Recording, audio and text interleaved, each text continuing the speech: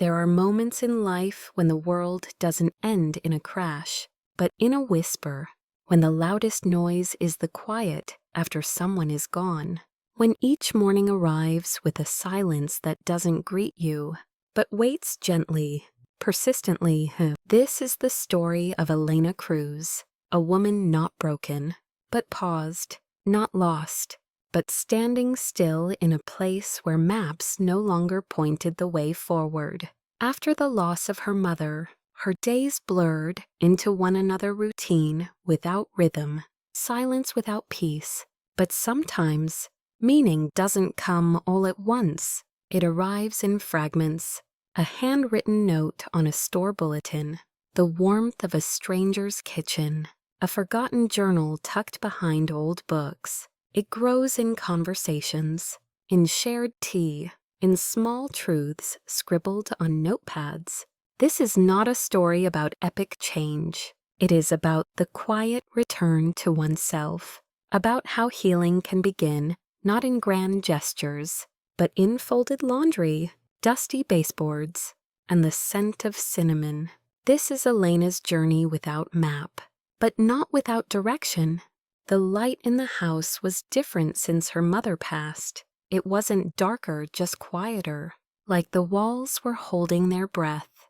Elena Cruz stood in the center of the living room, arms crossed, eyes scanning the familiar patterns in the old floral carpet. The smell of lavender still lingered, though faint. Her mother had loved that scent. It was the kind of house where time slowed down. Lace curtains, stacks of Reader's Digest, a recliner that squeaked when no one sat in it. It had been 3 months since the funeral. Elena had stayed, mostly because she didn't know where else to go. The job at the distribution center had ended just before her mother's final hospital stay. Layoffs, bad timing, everyone said, as if timing were ever good for grief. She spent her days in silence, coffee in the morning, laundry on Wednesdays, groceries on Saturdays. Sometimes she would forget to speak out loud for days. The mailbox became her only social ritual. But something stirred in her on the first morning of October. The air was sharper, clean. She noticed a note taped to the community bulletin at the corner store while buying bread. Wanted, house cleaner, weekly, small jobs, cash pay, coal misses, Ortega. No fancy description, just an address and a phone number written in block letters. Elena slipped the paper into her pocket without thinking. That night, she sat at the kitchen table where her mother used to read the newspaper aloud. Elena held the ad in her hand, cleaning someone else's space. It felt small, but small was better than nothing. She called the next day. Mrs. Ortega lived 2 blocks away, 82 years old, lived alone. Needed someone to help organize books, wipe down baseboards, reach things without getting on a stool. Elena started that Friday. The house smelled like cinnamon and something older, maybe cedar.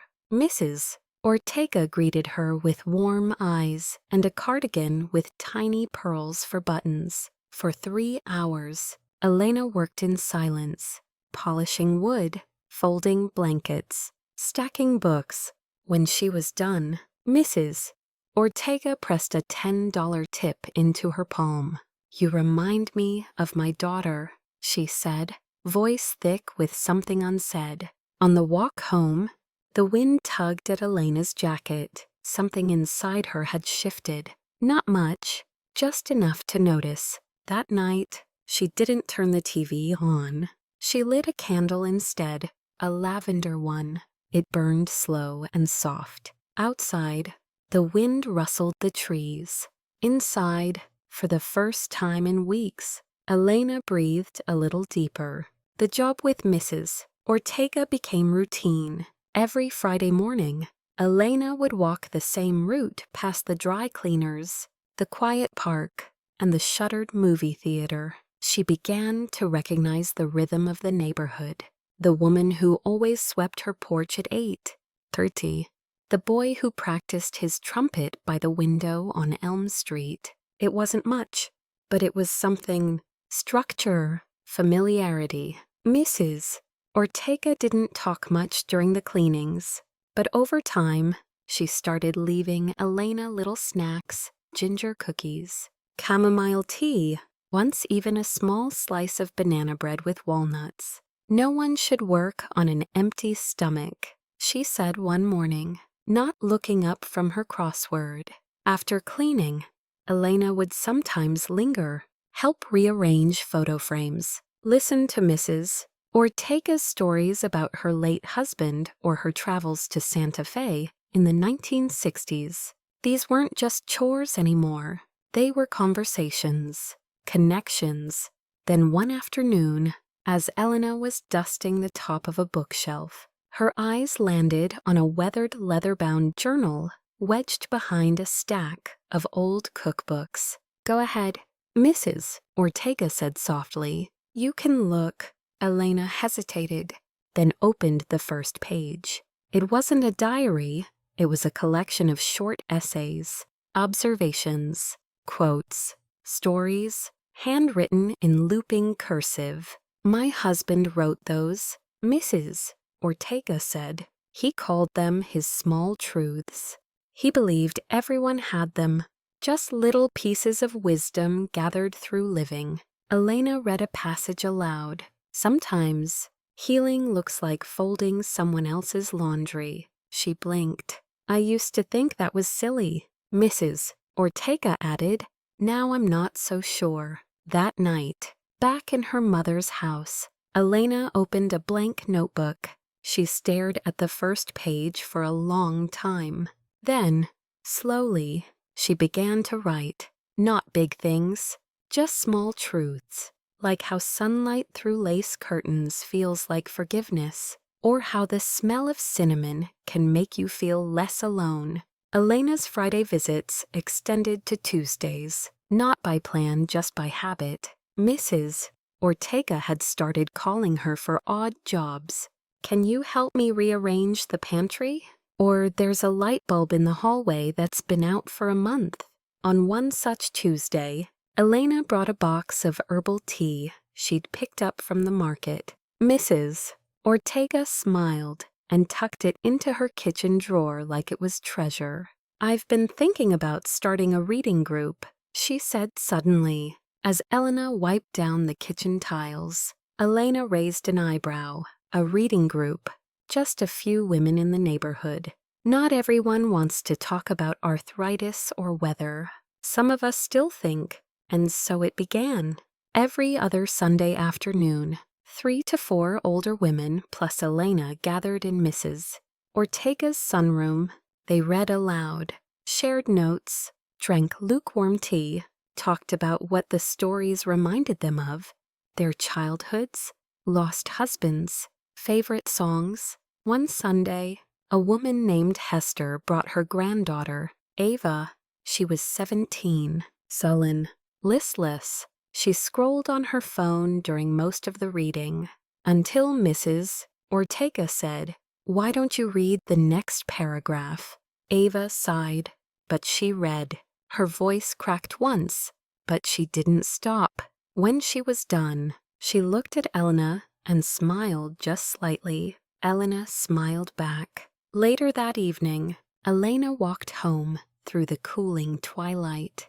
The sky brushed with shades of apricot and blue. She thought about how Ava had read the line, "What we seek isn't always ahead of us. Sometimes it's what we're standing in."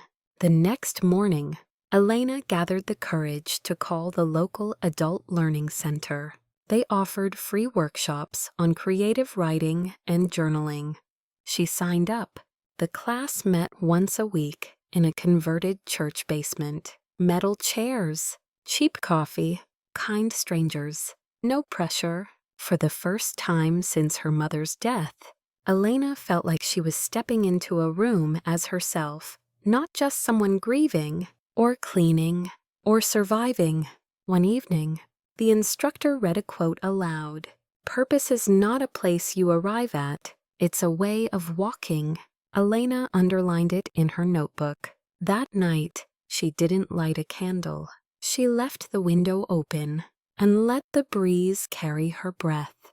By early spring, Elena's world had subtly transformed.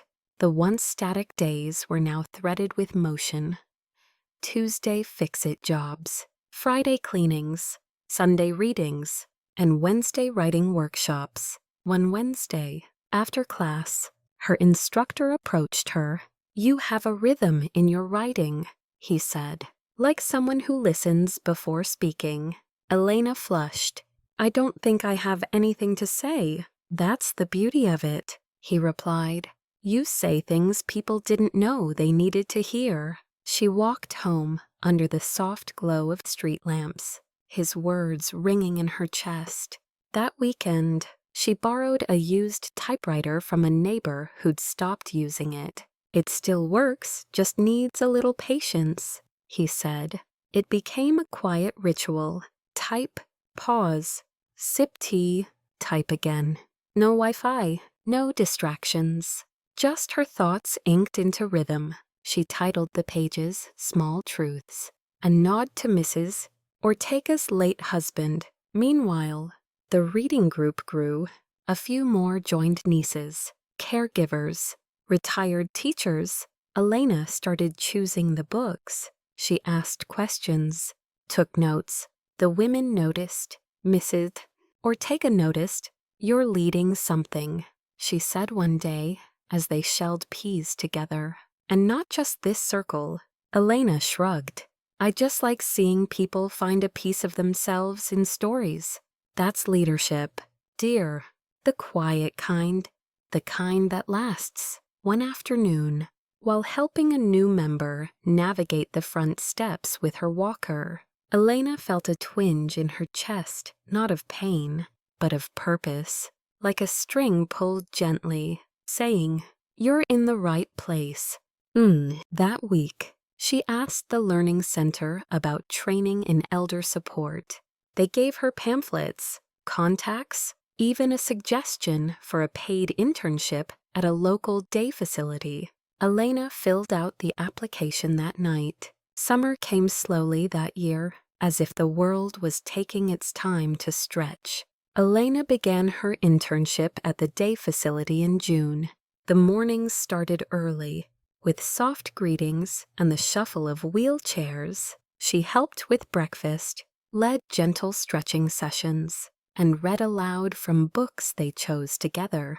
The first time she guided a memory circle where residents shared stories from their past, Elena felt something click into place. It wasn't about fixing people, it was about being with them, bearing witness. Her favorite was Mr. Dalton, a retired postal worker who insisted on wearing a tie every Thursday. "Keeps the mind upright," he'd say. He rarely smiled. But one morning, after Elena read a poem about trains, he looked at her and said, "That one reminded me of my wife. She loved the sound of distance." Elena nodded. "That's beautiful." He looked away quickly, but didn't frown. And that was something. Outside of work, Elena kept writing. Her stack of small truths grew taller, the pages filled with tiny observations about kindness, patience, the way someone's eyes lit up when they remembered the name of a long-lost song. Mrs. Ortega, now using a cane, continued hosting the reading group with Elena's help. It had grown into something quietly sacred, a circle of women, young and old, meeting not to escape life, but to meet it fully. One Sunday evening, after everyone had gone, Mrs. Ortega took Elena's hand. "You found your map, dear." Elena smiled. "It was never on paper." "No," Mrs. Ortega said, eyes glistening. "It was in the way you walk." The following month, Elena was offered a full-time position at the center, not just as a caregiver, but as a coordinator for a new program connecting young volunteers with the elderly. She said yes. The night before her first official day, Elena returned to her mother's house. She stood in the doorway of the living room. The light was still soft. The recliner still squeaked. But the silence was different now. Not heavy, not hollow, just full. She lit a lavender candle and let it burn. Outside, the sun rose gently. Inside, Elena walked forward, not lost, but home. Elena's journey wasn't about finding fame, fortune, or fixing the world. It was about rebuilding a quiet, steady life from silence, about discovering that even after loss, life offers us gentle invitations to begin again in the shape of a handwritten ad, a borrowed typewriter, or a circle of voices gathered around a story. She didn't need a map. What she needed was time, small truths, and people who believed that healing doesn't have to be loud to be real. This is for anyone who has ever felt paused by grief, muted by uncertainty, or lost in stillness. You're not broken. You're becoming. The end